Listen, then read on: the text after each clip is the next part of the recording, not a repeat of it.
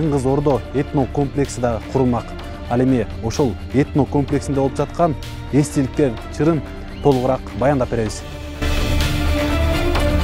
Аны мен жетекчи менен акылдашып коеюнчу, каякта экен, мен чын айтсам билбейм.